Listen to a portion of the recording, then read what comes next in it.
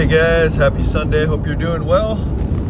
Had some thoughts that I want to share today as always, and I want to talk about hypergamy and how I think it's mostly BS. I think so. There's a lot of talk on the internet about hypergamy and how women are just hypergamous, and I think there's definitely some truth to it.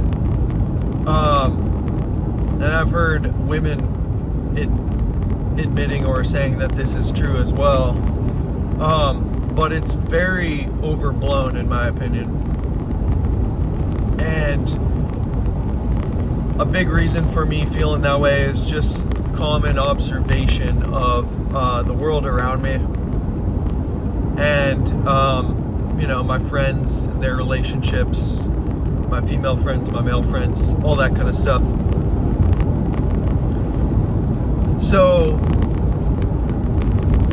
to break it down, I think that hypergamy is real to an extent, and if you look in nature, it kind of makes sense to why.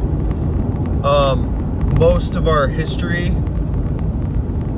and if you break things down to bare bone basics on a societal level, hypergamy makes sense because if you go to the animal kingdom or maybe more primitive times that we were living where there was more violence and such, the weaker men or the men less established, less socially respected and socially integrated, if you will, or having social status, they may get killed off.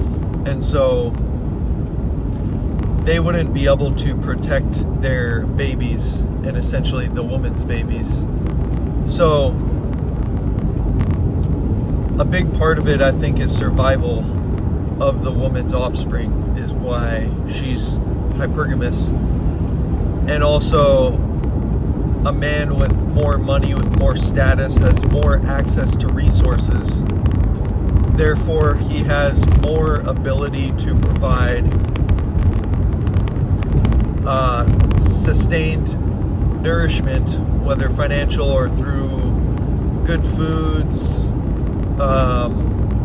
proper shelter, whatever it is to improve quality of life. He can provide that for his children, his and her children, and the woman, especially since most of history and still biologically women are more likely to be the ones provided for, especially when they have the child and they have to care for the child. That takes a lot of time for the child's best development and proper bonding and all these things. Nursing, nourishment through milk, of course, all that. So it makes sense biologically that women would go for this. But if you look at the reality of things, so women, they might desire men of high status. Like, you can look at celebrity crushes and stuff. A lot of women have celebrity crushes. I kind of feel like that can be like women's, like, corn, right? Is like celebrity crushes. Reality dating shows like Love Island and stuff, that's their corn. Romance novels, 50 Shades of Grey, or 50 Shades of Grape, if you will. But anyway, that's, women will fantasize about men with high status and that other women want these kind of things. But they don't always have access to these men. And that's not the only thing, and this is all my perception, by the way. If anyone, especially ladies, can fill me in on their opinion, that'll help too. This is just all my own perception from my talks. But that's not the only thing that women are driven to, of course. Any woman that's been around for any amount of time and has had any relationships will realize that it's not only a man with status and resource and that ambitious drive, that masculine ambitious drive that appeals to them. And sometimes it's not about the status and the money, it's about having the ambition, having the purpose. Sometimes it's just that trait. But that's not the only thing that matters, because being in a relationship, you realize connection and shared values is so important, because without those things, the relationship dies. And women are human just like men. They want connection. They want shared values, because that means a lot to them. And, you know, let's say a woman's like vegan, for instance. There might be a man with a lot of status that eats carnivore diet. That is not going to appeal to her, because her values are deeply entrenched within what you eat. So there's things that override these, and women don't always have access to these men, and if they did, these men might not want them back, because let's say there's a man that's wanted by many women. He's gonna have many choices, and so he may choose someone that he finds attractive and also that has shared values, and so he's going to be more picky because he has more options. And I'd also like to include with that the whole narrative that goes around that men and women, but especially men, they're just going to go for looks. If he has lots of options, he's going to pick the most physically attractive woman. And I'd say men can have that shallow aspect to them and think with one head sometimes. And women too. Women, I think it's kind of more hidden, like, or we like to say, oh, women aren't driven by looks, but especially with the internet, you're seeing more and more that they're being very vocal about it, and not even hiding the shallow behavior with it.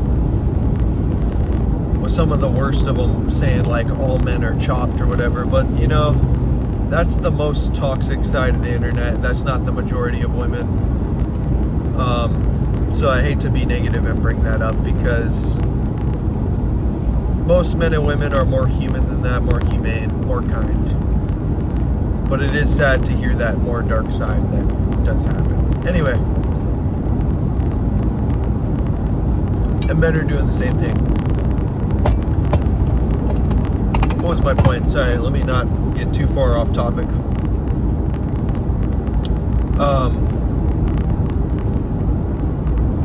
Oh yeah, so there are men and women, probably more women than men, but I'm not sure. And I include myself in this, where it's, you know, looks are important to me. Physical attraction is important. Of course, we got to be attracted to the person. But I find it far more important to have shared values and shared chemistry. And when you're in a relationship with someone and you love them, the attraction only grows.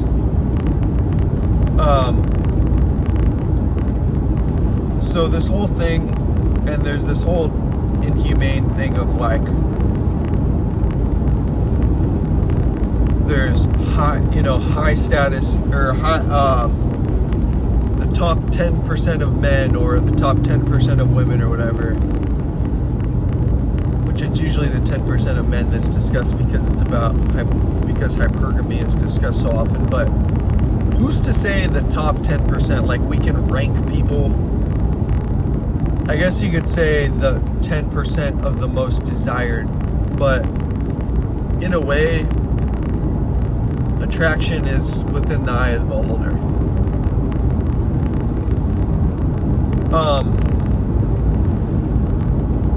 But let me get back to how things go out in reality, because women don't always have access to these men. The men don't always want these women. And men and women often end up just pairing together with people they have similar values with and that they love. And here's another thing that women will do that I think a lot will not tell you this, but some women will so-called date down. They'll date below what they think who they could get, right? Because a man who they feel is below their status, if we can rank status, which is in the eye of the beholder in many ways, that man will not leave her as easily because he feels lucky that he got her. And this happens a lot more often than you might think. But if you look around,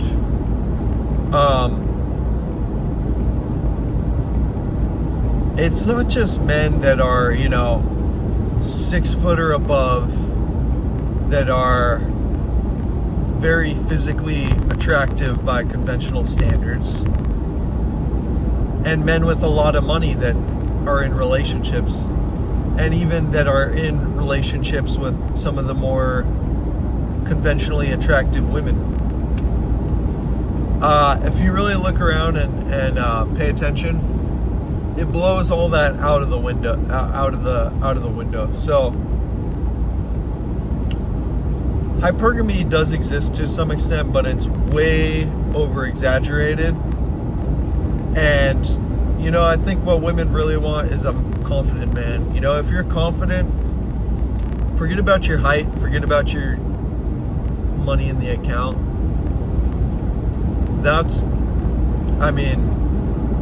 You're not going to have a problem, even if you're not the best looking conventionally. And work on your character. Be a good man, have good values, treat women well. So anyway, guys, thanks for listening. I'll see you in the next one.